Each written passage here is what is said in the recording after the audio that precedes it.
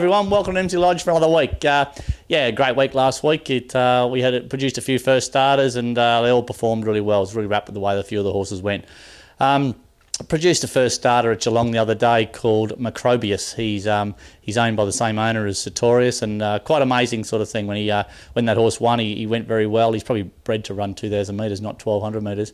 But when he won, Mike said that it was a bigger thrill than he's ever had winning any race with Sertorius. Mike actually bred the horse himself. It was his first runner to the first horse that he's ever bred to get to the races, and it's actually the first horse he's ever bred. And it's put its head in front. So really, really good result for Mike and everyone involved, and hopefully it looks like he's pretty promising, and hopefully when he gets to a decent trip he might be able to get up, win races in better grade.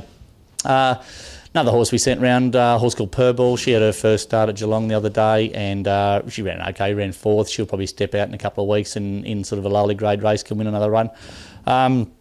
And a filly called Brianna had her first start. She really hasn't shown us much at all, so we stepped her out in a 1,400 metre race, and I thought she finished off okay and didn't have a lot of luck in running. She's no worries going to be able to win a race, and but it won't she probably only need one more, and then after that I reckon she'll be round about the mark. Took a couple of first starters down to Terang, a filly called Miss Spiel. She drew a really awkward gate and didn't have the best of luck early and had to take cover, and I thought she finished off her race really well, and she ran third. I thought it was a good effort. Another filly called Champagne Promise went to Terang as well, and we just tried to ride her off the speed, but she was a little bit fresh on the day, and she got a little bit keen and sat a bit handy and hit the front a long way out, and actually was pretty stiff. She ran into a half-brother to Hoover Got You, and in a maiden at Terang, so she's probably stiff to get beat. Big margin back to the third horse, so keep an eye out for her in the next couple of weeks. Yeah, runners this week, we'll step Freedom Beckons out at Stall on Saturday. I think he might have just about had enough, the horse. He's had a couple of starts and a few trials this time in, and he certainly hasn't improved his last couple of gallops. I think he's still going okay, but I just would have thought he might have been able to improve a little bit, and his last couple of gallops probably shown he hasn't. So we just got to keep him at the same distance, keep him in a sort of a lowly grade race, and give the horse an opportunity to win another race. He'll step up to Stall in the 1,300 metre 64 on Saturday, and he should be really, really competitive in that grade. On Monday, we'll step out another little filly called Moralto. She ran beautiful first up run at Kilmore a couple of weeks ago, ran second. She'll go up to the 1,400 metres this week, and you would think that would suit. Her work through the week's been great, and she certainly hasn't gone backwards at all. So just a natural progression from 1,200 up to 1,400 should put her around about the money again. And a little horse called Tijano's Tail will step out first up. Look, he's never really shown us a real lot, but his last couple of track gallops have been as good as I've ever seen him work, and we give him a really soft trial on Wednesday at Geelong, and he sort of went to the line under a hold, and I thought he went really good. So 1,200 metres was probably still going to be a little bit short for him, but I've got I reckon he'll run a really, really cheeky race at massive odds, and then look for him, keep following him, because the way he's going, he's no doubt he'll win a couple of races in the near future.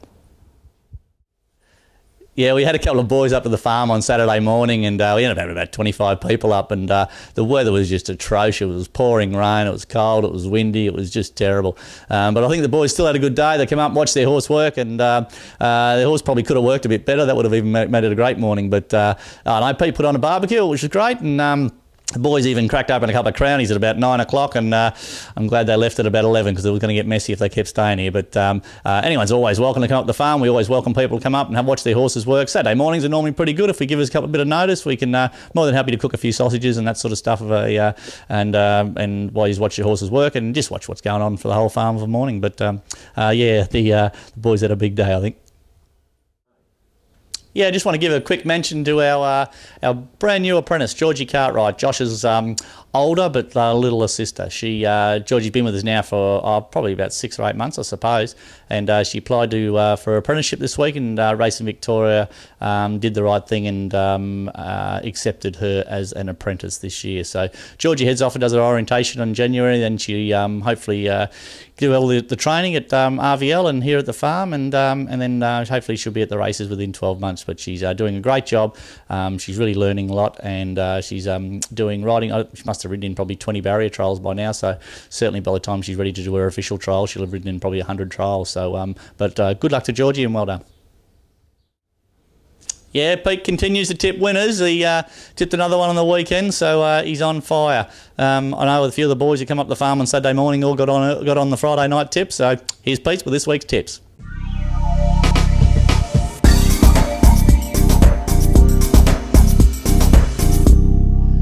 Hi everyone, back after another winner. Let's see how we go for this week. We're going to Moonee Valley Friday night, race 4 number 1, Albert Road. Then to Flemington Saturday, race 9 number 6, Rock and Gold. And then Saturday Morfettville, race 8 number 3, Fast Car, to be ridden by Josh. And just follow Josh on Saturday at Morfettville. He's got 6 or 7 rides and I think he's a chance in every one of them. So good luck, have some parlay formulas, and we'll see you again next week. That's it for another week at Emsley Lodge. Thanks very much for watching.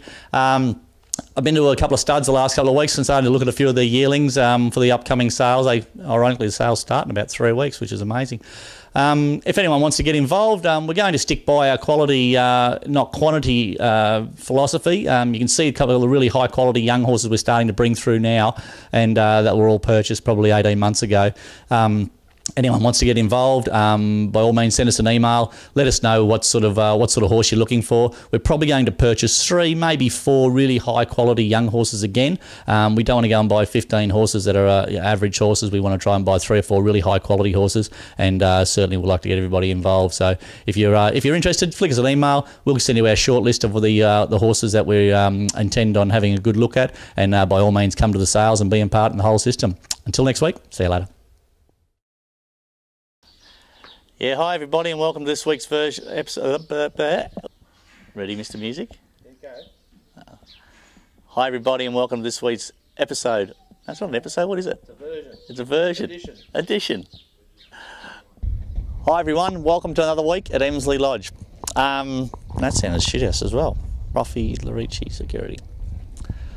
Hi everyone, welcome to another week at Emsley Lodge. Pretty busy week this week, quite a few horses racing. As I mentioned last week, hang on a second, there's a tractor coming now.